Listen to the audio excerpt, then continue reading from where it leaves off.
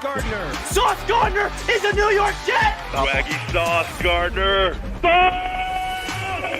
I love Sauce. I love his tape. I love his press technique. I love his confidence. He has everything you want to see in the position. And I think Robert Saleh and this scheme is perfect. It's a hand-in-glove fit for him, man. Garrett Wilson. It's Garrett Wilson. The New York Jets have just got two big-time playmakers. I believe that Garrett Wilson is going to be the most impactful rookie receiver in this class. And I think we see Zach Wilson play like he did the last 6 games of the year, times 10, and have a phenomenal second season. Wow, you think? Yeah! Yeah! Let's Jermaine Johnson! Breece Hall, running back, Iowa State. Breece Hall, oh my God, they got him. They went offense. They went with the best running back in the draft. Jeremy Rucker, oh my God! The Long Island native is a New York Jet. J-E-T-S, Jet. Let's go!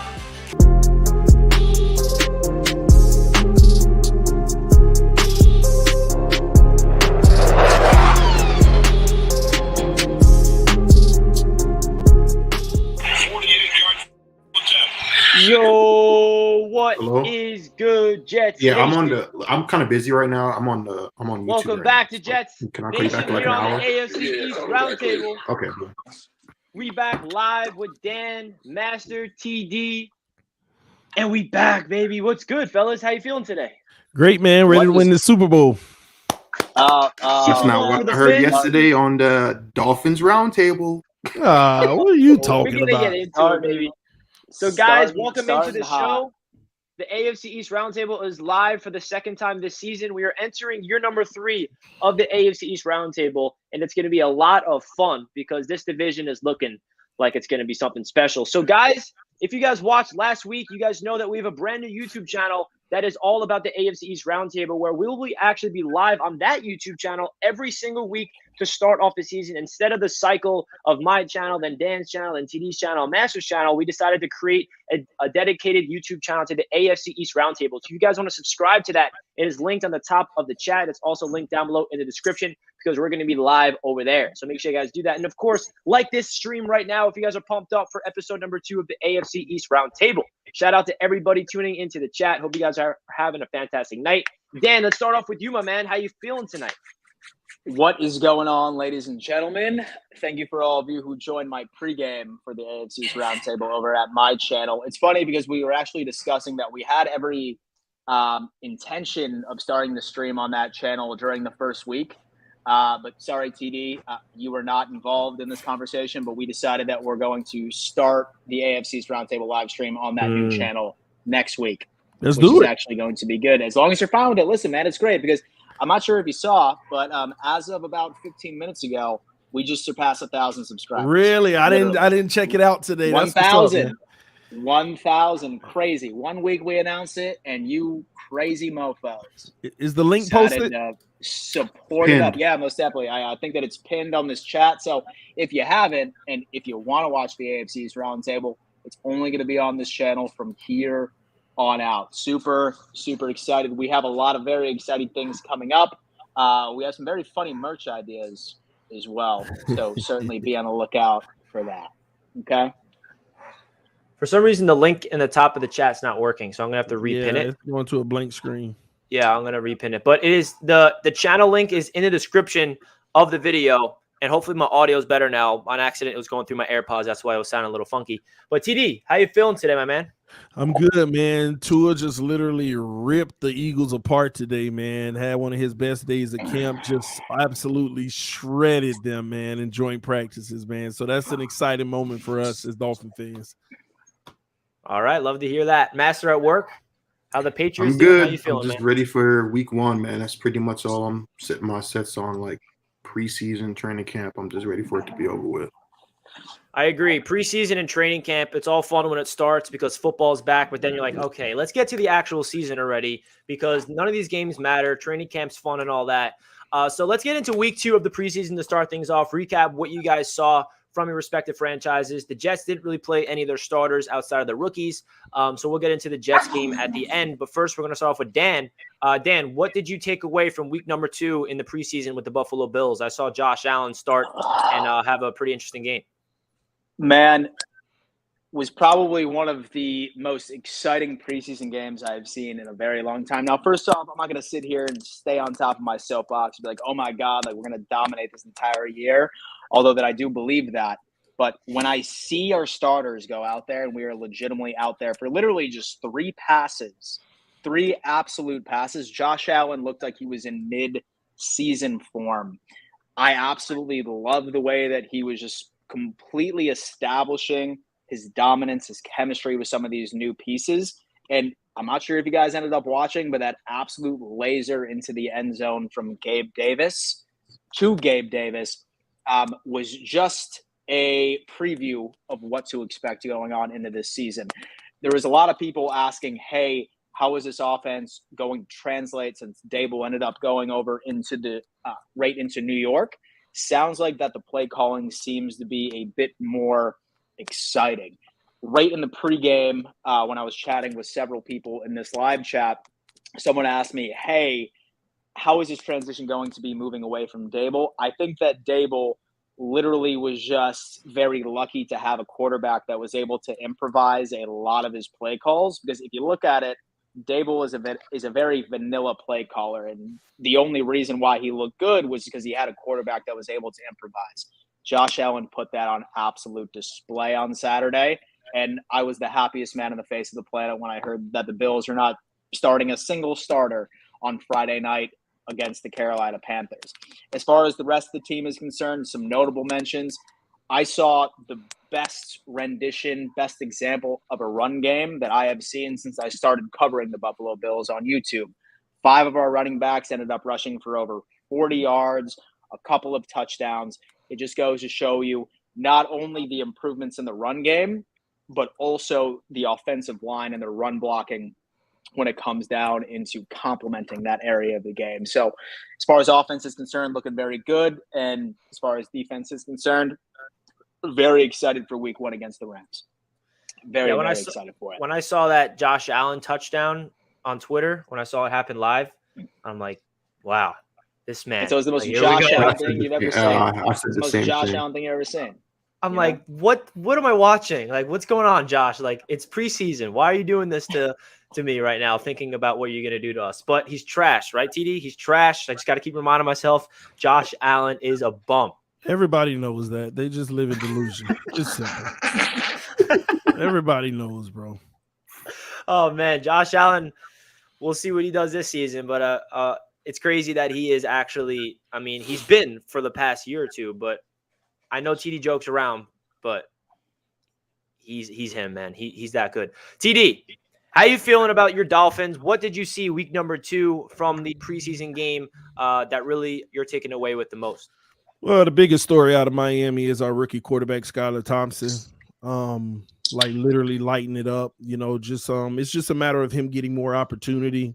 Tua's our starter, no question about it. Tua actually looked really good in his preseason opener as well for him in week 2. Commanded the offense, got us down the field, unable to cash in, but that had a lot to do with the run game. We're going to have to fix that up, especially for week 1 going against the Patriots. With the defense, we just dealing with some things where we just need everybody back and healthy, and then we'll be just fine. But until then, it's just a lot of things that we have to keep our eye on. And according to, coaches and everything, by week 1, everybody should be fine. But you know how that goes. We'll see when the time comes.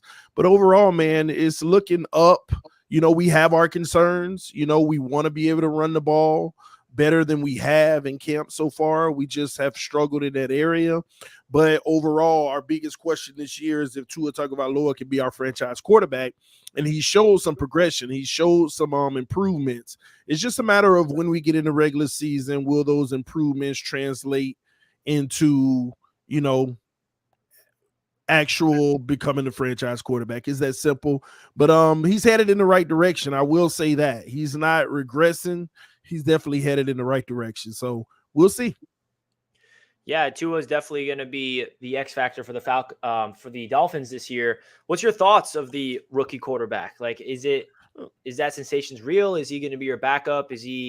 I know there's so many people saying that he's better than Tua as a joke. I don't know if that's serious. What's your thoughts of that? Well, it's different ways to look at it. Tua is QB1, hands down. Tua's been through more NFL experience. He's going to be our starter. The rookie, he's shining. He's exceeding expectations. But, he still hasn't had the real game time situation. You haven't been up against the ones enough to, really get a gauge on him. And it's not a rush. As long as we can keep him on the roster. Hopefully we put him on the 53. We'll see how that goes. I believe he will make it.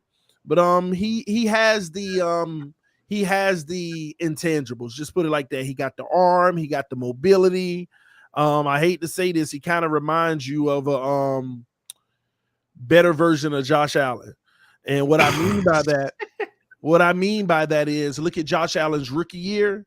He's leap years ahead of what Josh Allen was his rookie year, but he has all those intangibles that Josh Allen, why you would want to keep going with him.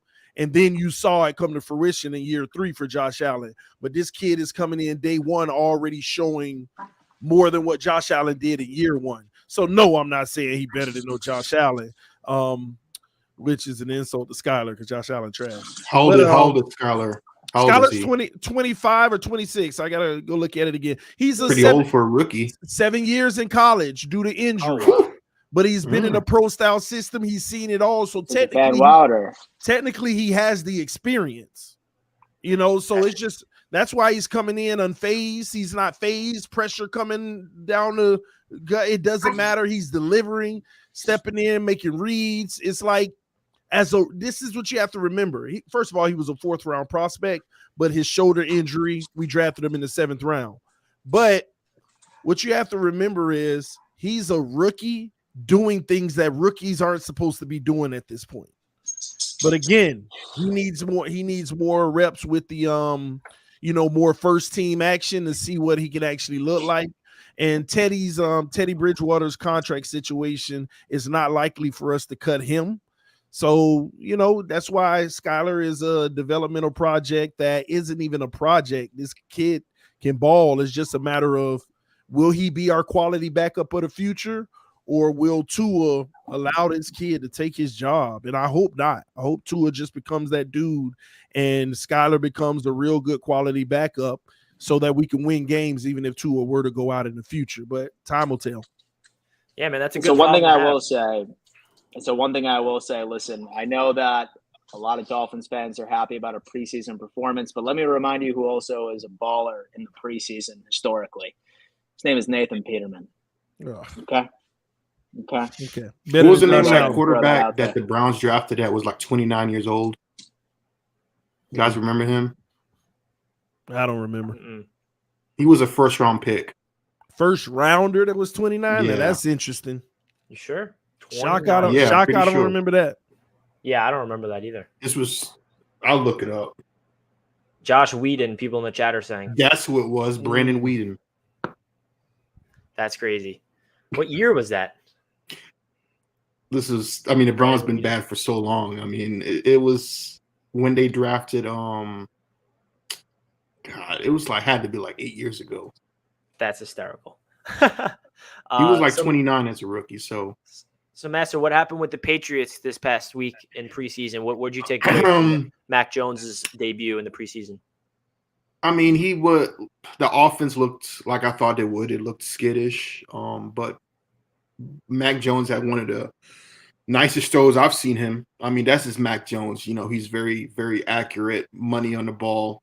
The problem this preseason is that I think our rookie Tyquan Thornton ended up getting hurt. So he's going to be gone for the first 8 weeks. So the Patriots drafted another receiver that can't stay on the field.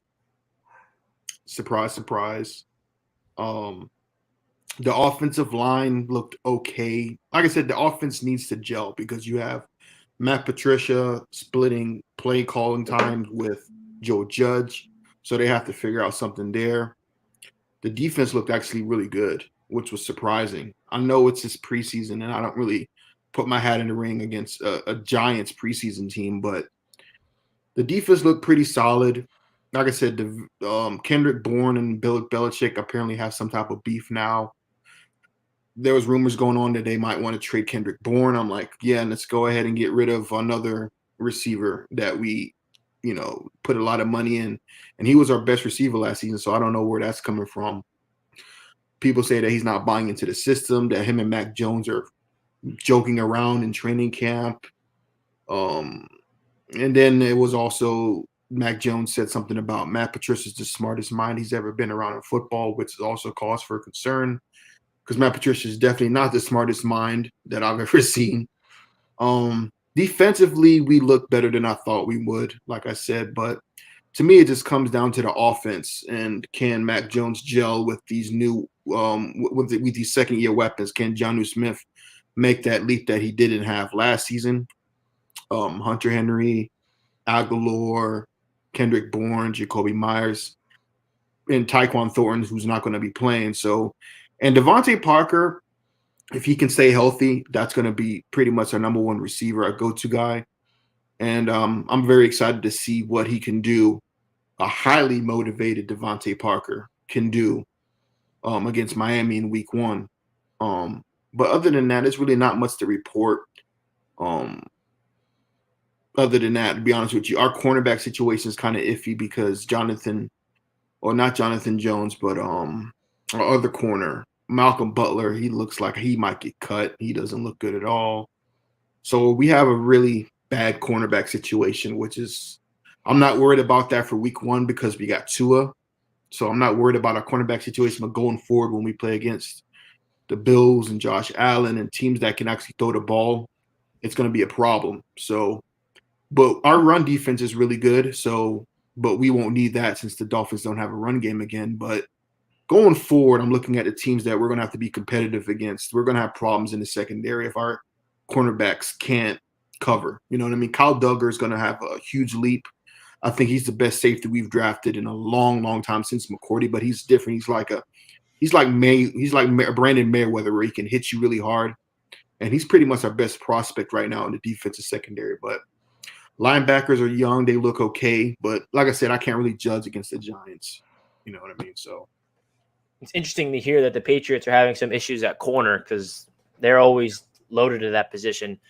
This is the first season where I think ever in the Belichick era where we haven't had that number one corner, because if you look at all the corners that we've had, Ty Law, Asante Samuel, you know what I mean, J.C. Jackson, Darrell Revis, Brandon Brown, like we've always had a great corner, even Aqib Talib for like 3 years.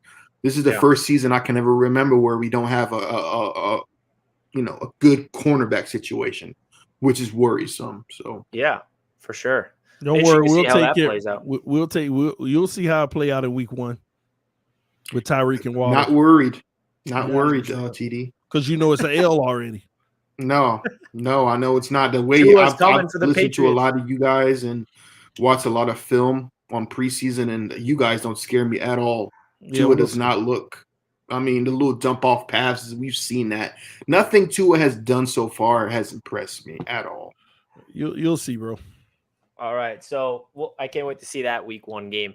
That's definitely the game I'll be tuning into outside of the Jets versus the Ravens. All right, so Jets week number 2 preseason. So this was an interesting game simply because the Jets starters didn't play, and the reason why the Jets starters didn't play is because we had 2 joint practices with the Atlanta Falcons that we dominated, and I was actually at the first one with the pads on, and I was at training camp, and I watched it with my own eyes, and Joe Flacco was absolutely marching down the field on the Atlanta Falcons starting defense with ease. Elijah Moore was getting the best of A.J. Terrell.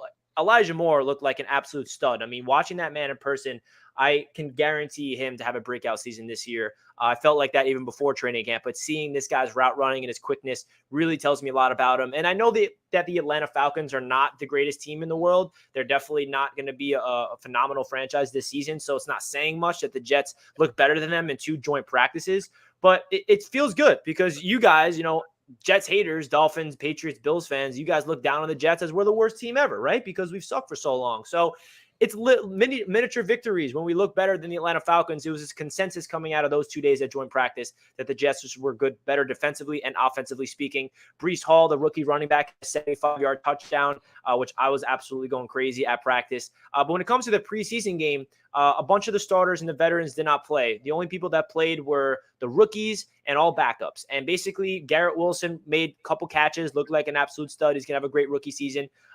Sauce Gardner in 2 preseason games so far, the ball has not went his way once because he's absolutely locking down his side of the field. Where you're watching the game live, it's hard to assess what Sauce is doing, but then you dive into the film room afterwards and you're watching him, and he just looks like he's a natural out there. He is going to be very good as a rookie. I know that he's a rookie. He's going to have a lot of mistakes. I think the one thing that's going to hold Sauce Gardner back a little bit is he's very handsy. He's going to get called for a lot of penalties early on in his career, but I'm expecting that to get cleaned up. Jermaine Johnson and Michael Clemens are 2 rookie edge rushers. Look like they're promising as well. They were all over the ball throughout the entire game. And the star of the show, just like the Dolphins have a rookie quarterback who's looking good, the Jets have this quarterback that is coming out of nowhere, and he's the reason why the Jets are 2-0 in the preseason. And no, it's not Mike White. It's Chris Streveler. Chris Streveler comes in week 1 against the Eagles. He leads the Jets to a come-from-behind victory, gets the dub at the last second with 3 seconds remaining for the touchdown against Philly. And then week 2 against the Falcons, the Jets are losing 16-0 at half. Enter Chris Streveler in the second half. Him and the Jets offense scores 24 unanswered points. Actually, 1 touchdown was from the defense from a fumble 6. But Chris Streveler is a lot of fun. And now Jets fans are like, wait, could he be quarterback number 3? Is the Mike White era already over? Because Mike White hasn't looked that good in preseason, not going to lie. And Mike White played the entire first half, and Chris Streveler comes in the second half. They look like a completely different team. This man has different energy to him. He has a presence to him where he's just very confident, knows where the ball needs to be. He's scrambling a lot. But it's just fun in games, right? Because we're talking about Chris Streveler, and he's a guy that's going to have no impact on this franchise at all because we're all focused on Zach Wilson getting healthy and Joe Flacco potentially starting week number 1 against the Baltimore Ravens. So overall, man, I just love what I'm seeing from the New York Jets from a youth perspective. Being there at training camp really showed me that even though Joe Flacco was the starting quarterback because Zach Wilson's still injured, you can see the influx of talent that Joe Douglas really put into this offense in terms of the playmakers around the quarterback position at wide receiver and at tight end and at running back. There was people just open every single time. Tyler Conklin, the tight end, and CJ Uzomah, I think are going to be huge difference makers in this offense. The weapons around the quarterback at the wide receiver position, having Elijah Moore entering year number 2 with Garrett Wilson being the prize first overall pick, with the veteran Corey Davis still there and Braxton Berrios being re-signed. Like those 4 receivers I'm very happy with, and not to mention the 2 running backs that are so young and exciting, and Michael Carter entering year number 2, and Breece Hall, the best running back in the NFL draft. That is going to be a fun duo. And of course, the offensive line is going to be a lot more improved with the addition of Pro Bowler Laken Tomlinson and a Pro Bowler Dwayne Brown. I'm really excited to see the Jets actually play the starters this Sunday against the New York Giants. The only thing I'm concerned about this preseason is we have not seen the starting offensive line play together yet because Dwayne Brown got signed recently and he has not been able to get into game reps. And the Jets did not start their offensive line at all in week number 2 against the Falcons. So this Sunday against the Giants, we're going to be playing all of our starters, all the veterans, so they can get accustomed to the NFL week number 1. I don't blame Robert Saleh for not playing the starters on Monday night because it was a really crappy weather day. And we all know what's going on with MetLife turf. It's never a good situation down there. And when it's crappy weather and you have 2 joint practices against the Falcons where your starters got a lot of reps against an opponent that they felt like they won the day out of those 2, they didn't feel like it was necessary to risk the veterans going out there and potentially getting injured because the New York Jets last year had the most money on the injured reserve list out of any franchise in the NFL last year, and we have to make sure that does not happen again. We have to stay healthy because that is a huge reason why this Jets team was so bad last year. Not only they were not talented as much as they are this year from last year, but the injuries really was a big issue. So luckily they're healthy right now outside of the quarterback position. Let's hope that stays that way. But, week 2 is really hard to assess because all the veterans didn't play. The only thing that really were taken away from was the rookies showing up big time. So that's really my thoughts of the Jets in week number 2 of the preseason. Now let's transition into week number 3, which is the finale of preseason. But guys, before we do that, if everybody's enjoying the show, do not forget to hit that thumbs up button. If you guys are enjoying the AFC East Roundtable, this is potentially the final edition of the AFC East Roundtable on one of our individual channels. The next time we'll be live on the AFC East Roundtable YouTube channel, which is linked down below in the description. So if you guys are not subscribed to that, please make sure you do so you guys do not miss the AFC East Roundtable going live. Of course, guys, if you're enjoying the show, hit that thumbs up button. Helps out the stream a ton. So let's get into week number 3, man. Dan, I know that Josh Allen is not expected to play. So what are you looking forward to in week number 3 against the Buffalo Bills? And who are the guys on the roster that you feel like are really going to fight to make that 53-man spot? Because this is where everything gets really pesky when it comes to these franchises, because they got to cut the roster from 80 all the way down to 53. So who are some surprises and some guys that you're looking forward to seeing this weekend? Yeah, for sure. So actually, it was just reported about 3 or 4 hours ago that the vast majority of the starters will not see any playing time whatsoever. And I am 100% down for that. I have no qualms against it. I have no arguments against it. It's fine. You take our starters, wrap them up in bubble wrap, set them aside, and let's be ready to go and healthy against LA on September 8th during the very first game of the NFL season. The one thing that I am going to be looking at, and I will be looking at very heavily, is that wide receiver room competition right over now. So going into the season, once we ended up picking up Jamison Crowder, historically, the Buffalo Bills only keep about 6 wide receivers on the 53. This has been for the longest time in history, especially since the McDermott era. So whether or not that we are going to sort of have Jamison Crowder, who I believe is going to make this team, but right at the same time, there's going to be a couple of others that are fighting for spots. There's definitely a Jake Kumaro, who has not necessarily had a great preseason. However, he has a fantastic contribution when it comes into special teams. But then again, with Isaiah Hodgins, who is somebody that we drafted about 2 or 3 years ago, he suffered several injuries, but he's been absolutely balling out. It's really going to come down to who is going to lock in that receiver position. And that's what I'm going to be looking at very, very closely. From what I understand right now, as far as locks, let's just go ahead and take Diggs out of the equation. Let's take Isaiah McKenzie. Let's take Gabe Davis out of the equation. But then it's going to come down into Isaiah Hodgins. Then it's going to come down into Crowder. And then it's going to come down into Kumaro as well. So very curious to see who's going to lock up that 5th and 6th spot within the receiver room as well. Running backs is also something that I want to keep a very close eye on. Prior to the season, I had Zach Moss being the surprise cut. However, he has had a preseason like no other. He was actually paying dividends when he was playing and fitting the role that he was supposed to fit once we ended up drafting him by being that goal line running back. Last week, he got 2 touchdowns. Sounds like he's probably going to be that guy. So definitely some camp sweethearts in Raheem Blackshear, who has been incredible right within the preseason. So very curious to see how that running back room sort of ends up panning out as well. So I would say that those 2 position groups are what I'm going to be looking at very closely. I feel like that there's not going to be a lot of surprise cuts right within this instance outside of those rooms, but really, just to wrap everything up, I am so happy that I am not going to see a single starter be out on that field with any snap at all out against in Charlotte this past week. That's how I felt when Saleh announced that none of the Jets veterans and starters are playing Monday night. I'm like, please, after Zach going down, I'm like, I don't want to risk it. But then the starters are playing Sunday. The starters are playing Sunday because they need the reps. I mean, our offensive line has not had one rep together in the preseason. So that's definitely going to need to happen. Hopefully there's no injuries. So very, very curious to see what happens with that Bills game, of course. TD, are there anybody on the Dolphins in terms of on the roster bubble that could be surprise cuts? Anyone that you're looking forward to see this weekend for the finale of the preseason? I got to be honest with you, bro. It's like a week ago, I would have been able to speak for 10 minutes on this. But now we've dealt with so many little knick-knack injuries. Our whole situation is blown out. Like our cornerback depth, we had some of the best depth there was. Now it feels like it's shot.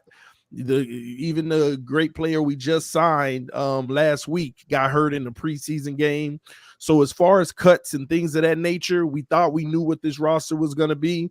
Now a lot of those back end guys, they got hurt.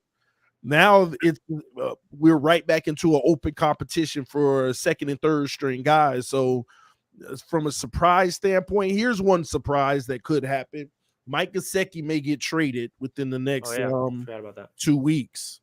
At What's the your end thoughts of the of that? day, he's in this system. He's not going to be. We wouldn't be maximizing him in this system.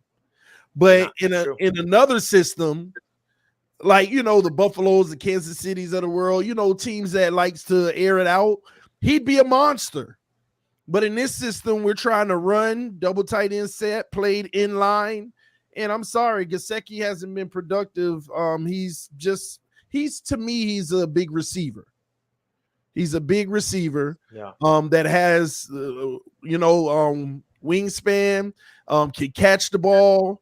I mean, he's a great player. It's just that he's not a great blocker.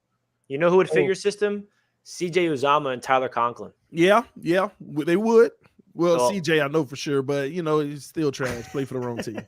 But so that'll be a surprise. That situation. Mike Gesicki. Other than that, cuts. I just don't. I mean, we're just trying to figure out on the back end. There aren't going to be any surprise cuts or anything of that nature. So that's where I'm at with it. But as far as this game, because we're talking about the game this week too, right? This game this week, we have joint practices, so we're already going to be getting a good feel. We don't know if our starters will actually play in the game, especially since they'll be playing the entire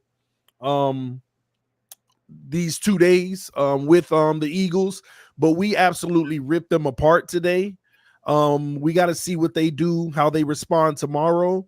But I am so hopeful that we actually play all of our players at least one full quarter at the end of the week, because I really want to see them, because we couldn't cash in last week. The offense actually was moving in the pass game, but the run game was very bad, and we couldn't cash into the end zone until late with Skyler, but that was a lot of third and fourth stringers. You know, you want to see this starting offense get to rocking and rolling against a competitor on TV. You know, you want to, validate something. So I hope the starters play, but I got to be honest with you, with the veterans that we have, the injuries that we're starting to get, and thank God they're like low-level injuries. Waddle's a little nicked up, but he'll be fine. I think they're going to try to take it easy and not take any chances and sit everybody, but time will tell. But I'm looking forward to that game just to see more of Skyler, to be honest with you, see how that works out. So it's a crazy decision for these coaches to make, whether to play their starters in the preseason or not, because on one hand, you want them to get the reps and get ready for the season. On the other hand, you do not want your top guys going down with injuries in games that simply does not matter. So Master, what's your thoughts of the final preseason game for the Patriots? Are there any players that you're looking forward to see potentially making the roster or getting cut? We had joint practices with the Raiders today, and from what all the reports, from what they're reporting, is defense looks really good. Jalen Mills locking down Devontae Adams. I mean, that's encouraging. And Josh McDaniels praising Mac Jones. Like, bro, come on, bro, stop it. Like, you have to praise Mac Jones. I don't want to hear it.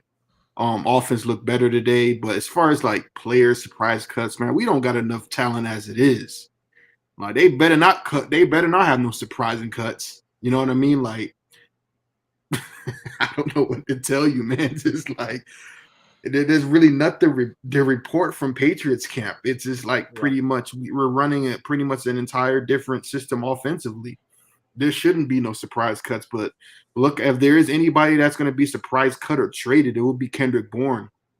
I don't know what his issue is or Belichick's issue with Kendrick Bourne is, but that would be like the only player where I can be like, if something happened, I wouldn't be surprised, but it would be surprising because like we're lacking in wide receivers anyway, so we need all the help we can get. But I always try to tell people, and I love, because I'm reading the chat, and I love how everyone always says the Patriots have the least talented team.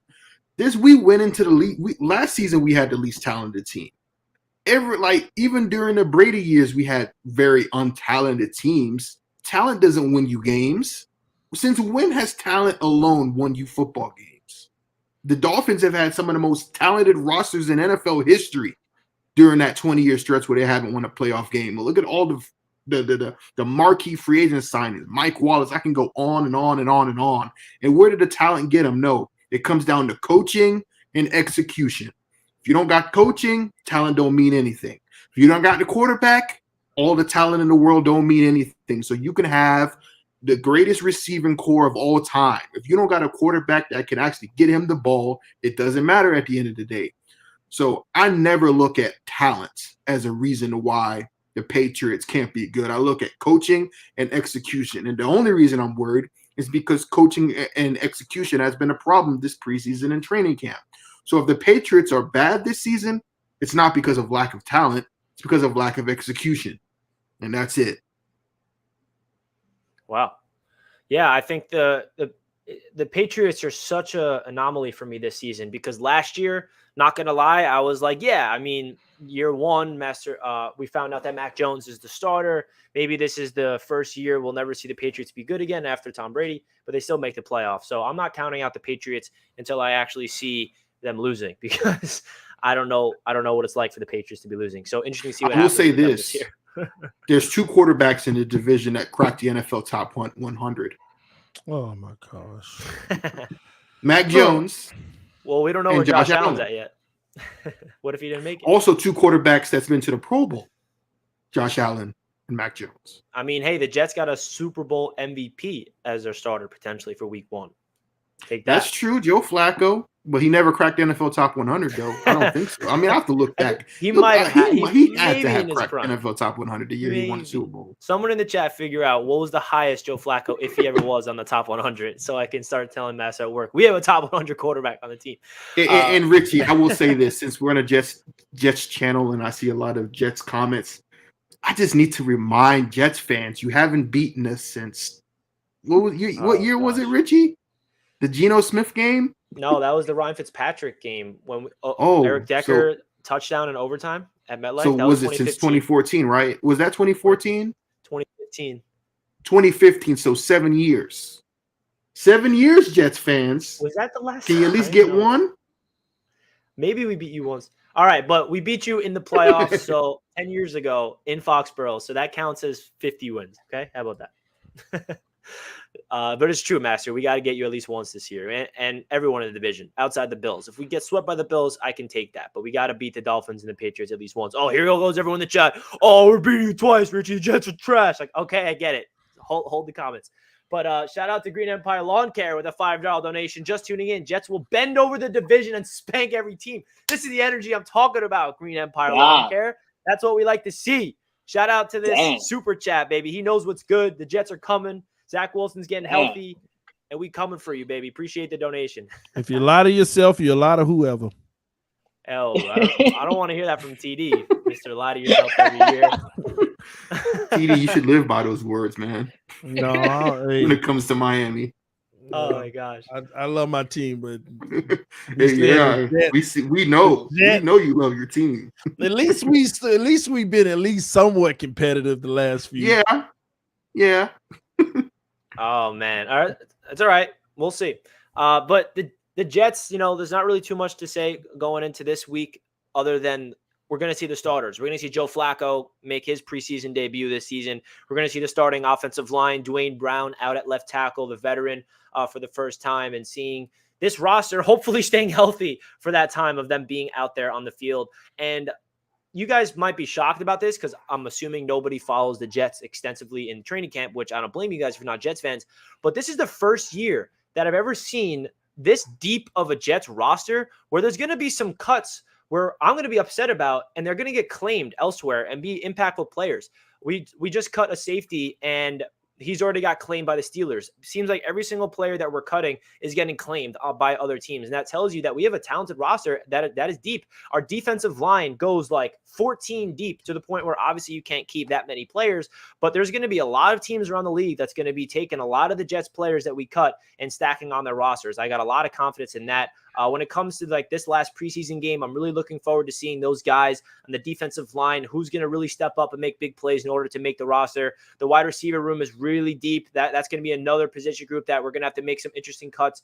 The tight end position has another, we're looking at tight end 4 spot. We're like, who's going to be that tight end number 4? And same with running back 3. Like we're solid at the top, but when it comes to the depth, this is the first time in a while the Jets are pretty deep in not every position. There's still a lot of depth that needs to be needed, but the defensive line just comes to mind where there's going to be guys getting claimed from the Jets for sure. But I really am excited to see what the starters can do, because Joe Flacco has looked like his old self. I mean, it's obviously practice and it's training camp. We haven't seen Joe Flacco in any game action yet, so it's hard to read into it. But I was there live and I was watching Joe Flacco like running around. He's got his legs still underneath him. He's like, the one thing I say that we're going to miss out on Zach Wilson, comparatively speaking to Joe Flacco, is Zach Wilson obviously is a better athlete. He can move. He's got the legs. He can make people miss. He has good escapability in the pocket, where Joe Flacco doesn't have that. And as I'm saying that, I'm looking at Joe Flacco rolling to his right, rolling to his left, throwing sidearm passes. I'm like, yo, Joe Flacco's here.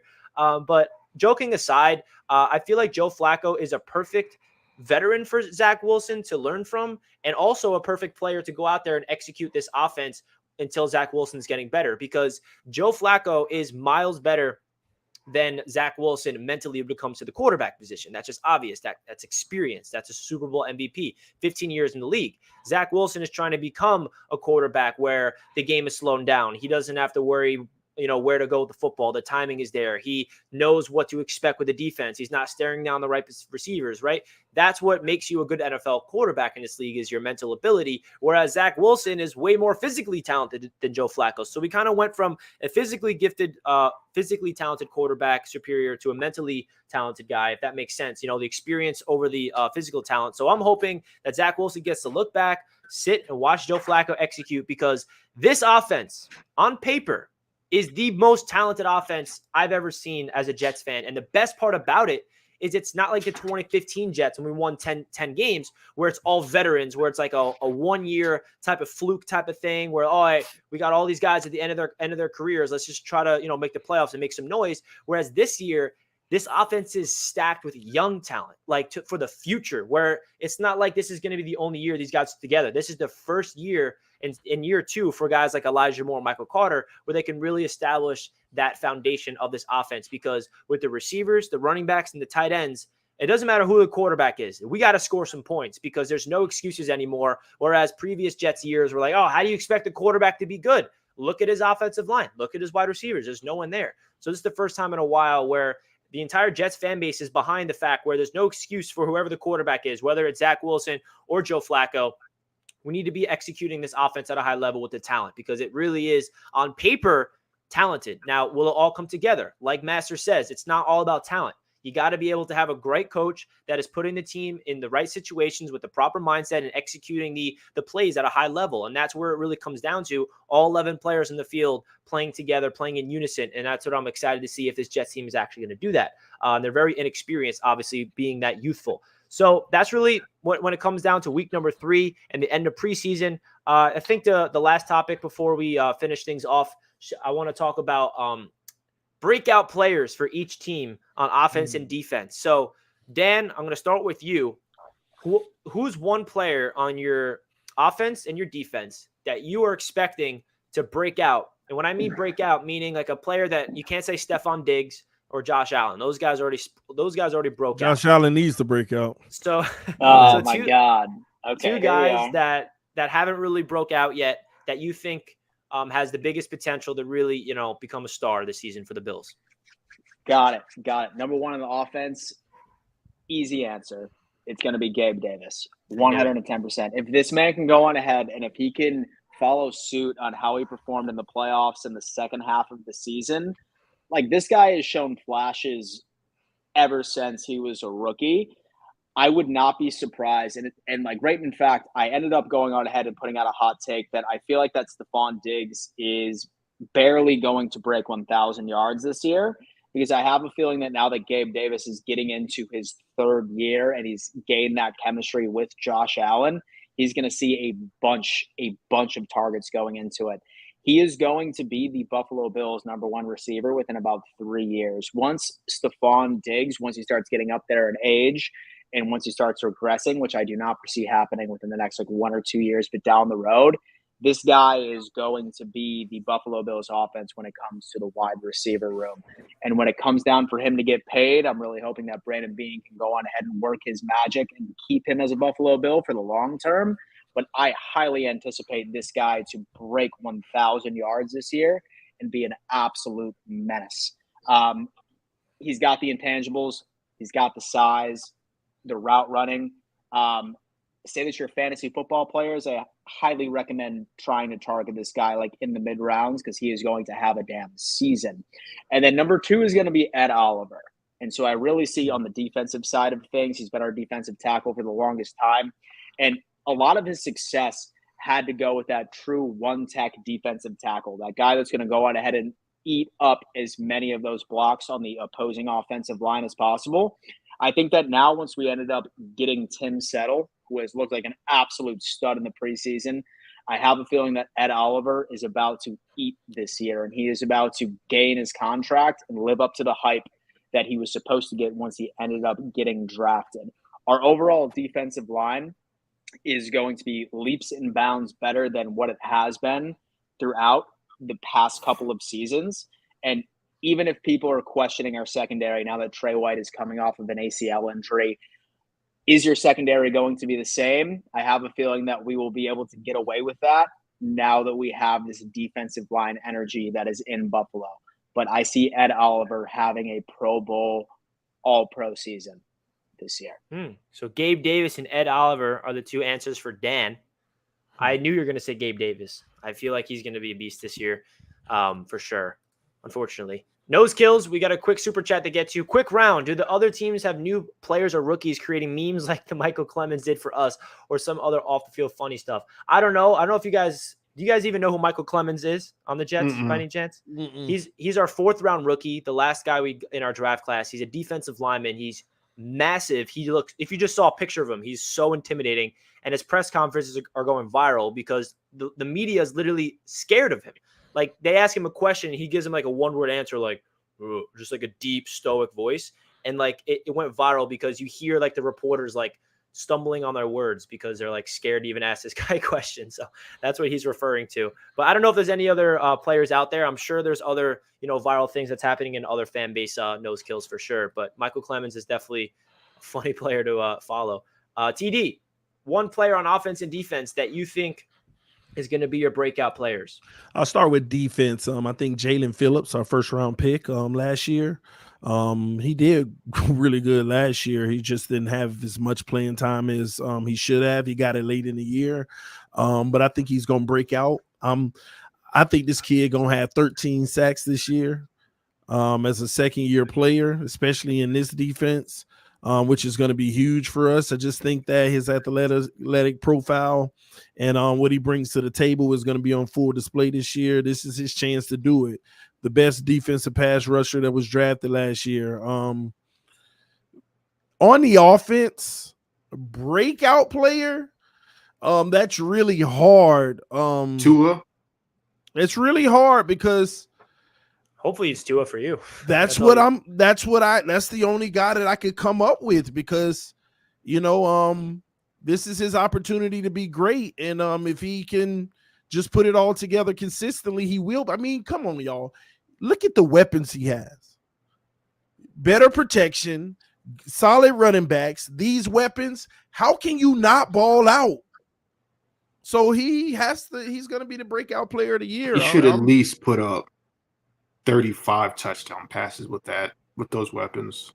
Yeah. At least. I mean, we'll see. But he has to be. He has to be the breakout player. So we'll see how that goes. Everybody else, Tyreek ain't gonna break out. He already there. Waddle's Gesicki. Who is there to really break out? We going running back by committee. So it can't be a running back. It's just gonna be by committee. I don't see it. So yeah, Tua, Jalen Phillips. That's what I got for you. Yeah, I think Jalen Phillips is definitely. His rookie season was great. 13 sacks for him in year 2. I can see that happening. How many do you have? 8 as a rookie? I gotta go. Let me see. Something around those I'll lines. let you know in a second. I'm hoping Jermaine Johnson could have a similar rookie season as him. Master at Work, what's your thoughts of two players on the Pats that are going to break out on both sides of the ball?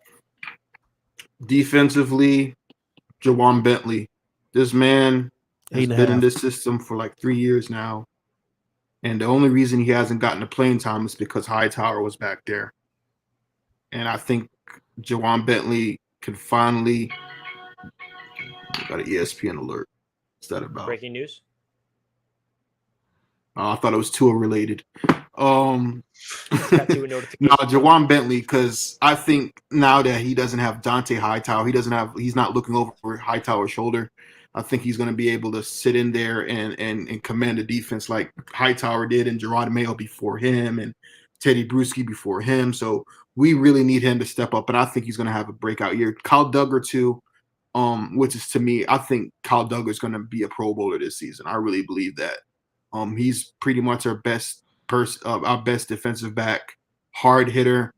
There's a lot of, even all around the league, people are saying Kyle Duggar is going to be like the next best safety in the league. And on offense, there really is nobody else I need to break out other than Mac Jones. I understand of all the superlatives he had in year one, took us to the playoffs, Pro Bowl, top 100, da-da-da-da. I need Mac Jones to have a Joe Burrow type leap. I don't need to see second year Tua from Mac Jones. I don't need to see a sophomore slump. I don't need to see a Zach Wilson. I need to see a franchise quarterback go out there, command the offense, get in people's faces, and make that Joe Burrow, Justin Herbert type leap this year. That's going to be it, depending on Mac Jones's trajectory going forward. I need to see it this season, because as much as I love Mac Jones, I'm not sold on him yet. I'm not completely sold on him, and because Mac Jones is not the type of quarterback that's going to go out there and make highlight reels like Josh Allen or Mahomes. But I do need him to see. And he's also lost weight. Like I said, his scrambling abilities actually gotten better. You know what I mean? It's not Joe Burrow-esque or Trevor Lawrence-esque, but it's good enough. I think I'm just gonna say this before about Mac Jones for the last time. People like to bring up the playoff game against Buffalo. If you watch that game, Mac Jones was a dog in that game. He was if it wasn't for as trash as everybody else was, Mac Jones did everything in his power to compete in that game. And that's all. And I know it was a horrible game. It was a terrible blowout, but Mac Jones showed me that he can be the franchise quarterback in that game. Some of the plays he made early on, the scrambling ability, even the interception that what's his name? I think Jake. I can't remember who picked that off, but that was such a perfect, accurate pass, and it was just a better interception. But I think Mac Jones is that guy, and people say that Mac Jones hit his ceiling or whatever that dumbass comment was. You don't know football. You don't know football.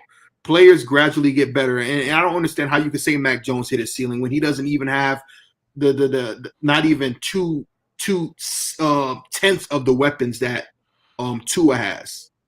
You know what I mean? Like if you put Tyreek Hill, you give us Jalen Waddle, you give us, you know what I mean, any type of weapons, or you give us a Jamar Chase. Mac Jones is operating with straight doo-doo water on the offense, straight doo-doo water. And the fact that he was able to propel us back into contention last season says a lot.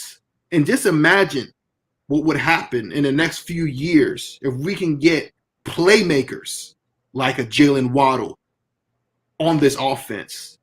Just imagine how great Mac Jones could be. You know what I mean? And that's the only thing that's holding him back is the outside forces that are controlling this offense right now as far as pieces go. But that's about it, man. Do you hear yourself? Do you hear yourself thinking Mac Jones has a chance to play like Joe Burrow? Why not? Stop, bro. Just stop, man. Why not? You're losing all credibility, bro. Just stop. Bro, Tua is your quarterback. Bro. Like, you're hyping up Skylar Thompson, who was picked in the 7th round, who's a 25-year-old rookie. You just said Mac Jones, Joe Burrow's level. Bro, y'all might well go ahead and draft another quarterback. I want to say this one more time, TD. I'm going to say this. Everybody in this chat, everybody in this room, Dan has a franchise quarterback. You don't see anybody questioning who their quarterback for the Bills are, right? The Jets know, even though Zach Wilson's injury, they know that they're going to go forward with Zach Wilson. No ifs, ands, or buts. They don't know that. They don't know that. If he trashed any Patriots fan, rethinking. Media, ESPN, no, what analyst, everybody know. No one's questioning who's behind Mac Jones. Bro, but it's so hilarious that the Dolphins are the only damn franchise who you're questioning the quarterback as. Because Skylar Thompson. The fact that you're even questioning that a 7th round rookie, 25-year-old rookie, can take over QB1. That y'all even thinking about that. That's even a conversation. Mac Jones this has shows no y'all shot. ain't ready yet. Mac Jones y'all don't have an answer at the most important position in sports. I bet you Tua will be better than Mac Jones this year. No, he won't, because he wasn't better than them last season. It don't matter. He'll be better this year. Because he has better weapons. Yeah, it don't matter. He a better player, period. How is he a better player? Because he a better player. Tua does better than Mac. Mac Jones said it himself. I used to be at Alabama wishing I could be like this guy. Every quarterback says that, who's back up. Brady said it about Bledsoe. Nah, he was second fiddle, bro. Bro, Mac Jones ain't nothing. Y'all won off the strength of the you have a civil war within your own fan base trashing Tua every single day. There's a reason for that. Because at the end of the day, we want greatness and we expect greatness. But if we had Mac Jones, we would have all been in unison. He should have been gone. You expect greatness? That's right. We expect greatness. Why don't you curb your enthusiasm and expect mediocrity at least? All y'all did is live off of Tom Brady for 20 years. That's it. So? That's it. That's like saying all the 49ers did was live off of Joe Montana. The Steelers lived off of the Steel Curtain. The Cowboys lived off of Aikman and Emmitt Smith. Bro, all great dynasties live off of their great players. All I'm saying is that's all y'all have ever had. At the end of the day, you got lucky. Hey, I ain't gonna knock that. You got lucky with Tom Brady. But outside of that, the Patriots are trash, bro. And it showed as soon as he left. As soon as he left, it showed. All right. That's what we like to see on the AFC East Roundtable. If you guys are enjoying the show of Master at Work and TD Finstock going after each other, make sure you hit that thumbs up button. Woo! That's what we come here for. Tua will have a better year this year. Hands down. Jimmy with the $5 super chat. Sauce going to lock Hill and Diggs down Reva style. All right, Jimmy. He's coming in with the bold takes. He thinks that Sauce is about to lock down.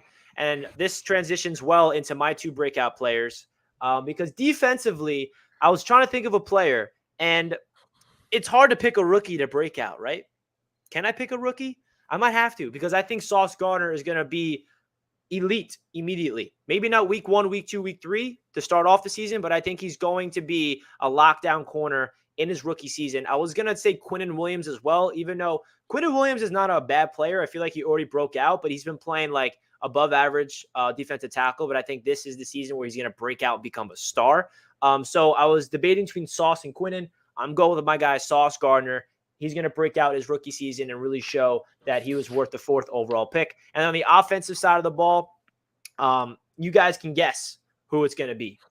Is that man up on the wall? It's Elijah Moore. Last year as a rookie, in his last 5 games before getting injured, he was on, if you stretch those 5 games into a 17-game season, he was on pace for 1,400 yards, 10-plus touchdowns. And obviously, that's just pace, right? That doesn't mean anything. But he got injured. He torched the Dolphins with Joe Flacco out there, if you guys remember that one, for a 62-yard touchdown.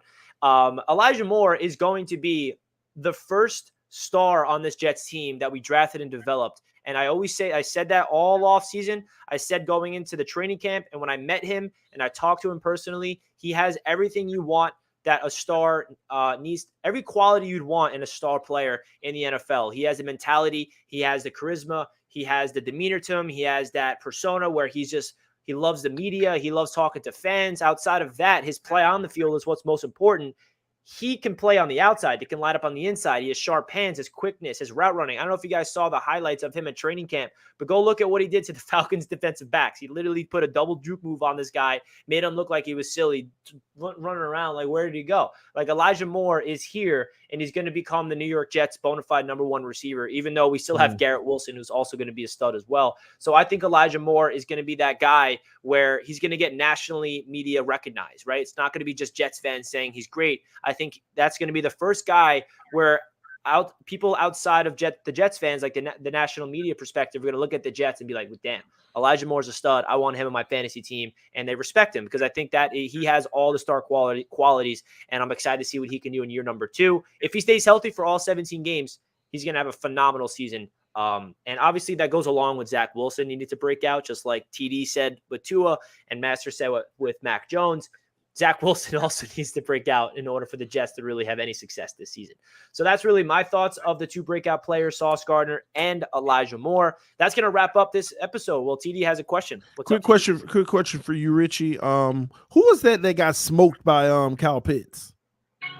That was Bryce Hall. That was our starting corner last year, and now he's our CB3 behind Sauce Gardner and DJ Reed. Number 3 now. Okay. Yeah, he's our CB3, and he got smoked, but he had a really good season last year. So it was like, damn, he kind of like looked and he's entering. I like Bryce Hall last year. That's why I'm shocked that he moved down the depth chart, but first round. Yeah, I honestly, funny story, TD, going into the offseason, I'm like, all right, who are we going to get alongside Bryce Hall to be our starting corners? And the Jets decided to sign DJ Reed and draft Sauce. And I'm like, damn, I thought Bryce was our starter. Bro, you can't have enough. I mean, you're going to be dealing with Tyreek. You're going to be dealing with Tyreek and Tua now, so.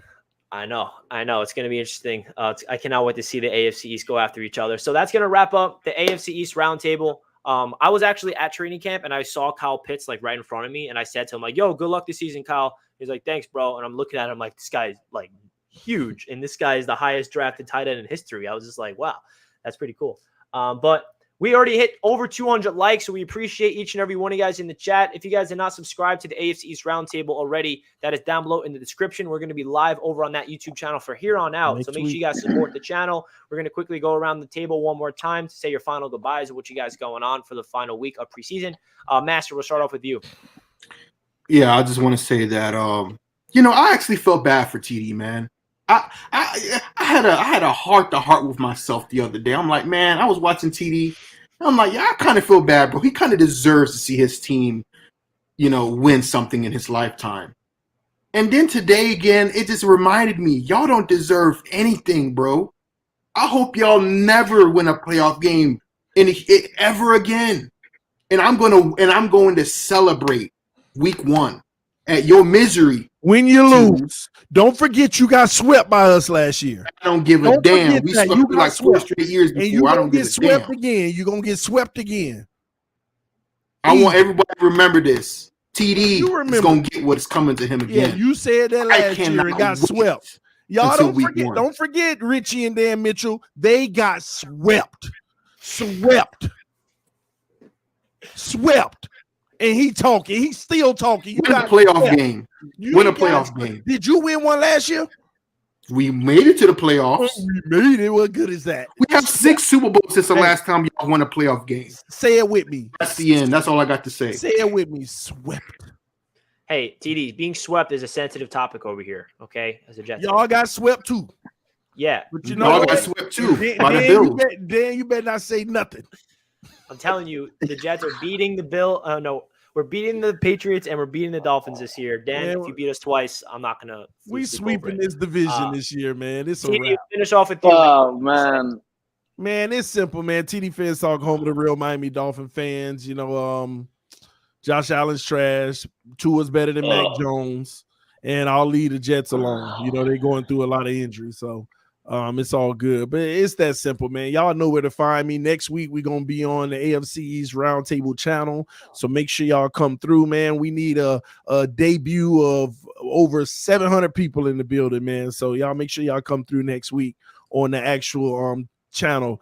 I think Richie already posted the link. Make sure you go subscribe, and we'll start releasing some content. I can't wait to debate some of the subscribers for the channel. Oh yeah. I like that nickname, by the way, Master at Twerk. I love that nickname. Ken says, get some new Master at pads Twerk. this year, Master, so you can keep on twerking. # Master at Twerk. That's a great super chat. Shirt idea. Shirt idea, bro. That is a shirt idea. Listen, I'm not going to go that far to get a shirt with dude, that. we're going to be making some AFC East pretty Roundtable good. merch as Hey, well. you got to give credit to TD. He's actually the one who came up with that. TD should copyright it. Yeah. Oh, man. I love it. Master at I Twerk. love it. Dan, Twerking what to you got? Mac Jones. All right, yeah. So first off, I do want to say that I think it's absolutely amazing that we just literally announced that the AFC East Roundtable channel was live last week, and we're already well surpassed 1,000 subscribers. I have no doubt in my mind that right before week 1 stream, like we'll be like close to like 9,000 to 10,000. Love you guys for watching the show and like being like such like loyal viewers for the past 3 years. We have a lot of very exciting stuff planned out for you guys. As far as my channel is concerned, this week I'm taking a page out of TD's book, and I'm going to be going live a lot. Okay, It's a lot easier than me sitting down and going on ahead and just editing a bunch of videos. It's a hell of a lot more timely. And as far as Friday against the Panthers, I'll most likely drop like a preview video and like a post game, but I'm not going to be live streaming that whatsoever. But yeah, most definitely. We will see you guys next week, and let's go Bills. Peace. Shout out to Green Empire. Subscribing to everybody. Jimmy, which is the only Fins or Master? I'm the only. I have OnlyFins. Oh, that's funny. But yeah, guys. So no, before I go, I want to say one thing. Hate week. Tune into my channel, Hate Week Against the Dolphins, and boy, do I got some clips to share with y'all about these Dolphins fans. Uh-oh. Master is the master of receipts. So make sure you guys check out his channel because it gets it gets fun over there. But yeah, you guys know what's good on Jets Media. I'll be making videos this week, of course. But more importantly, the AFC East Roundtable YouTube channel launch is really special to us. This is the year number 3 of this roundtable. And the first 2 years were awesome. Hopefully this year it'll be a little more positive on my end in terms of the Jets being a good franchise, so I can actually have some fun things to talk about instead of faking a smile throughout the entire season. So we'll see how that works out. But it really is awesome to watch all of us grow together. And of course, the chat and like Dan was saying, like the support is awesome. Even though all 4 of our teams, we hate each other's franchises, we hate each other's fans. We're always debating with each other. It's a healthy dynamic we got here in the chat. So we appreciate all your support and thanks for being loyal to the AFC East Roundtable. This is only the beginning. We got a lot of exciting things coming for you guys this season. So that wraps up this edition of the AFC East Roundtable. Smash that like button if you guys are not already, and of course subscribe to the AFC East Roundtable YouTube channel and all of our respective YouTube channels as well. Jets Media, TD Finstock, Master at Work, Dan Mitchell. We signing out. Have a great night, everybody.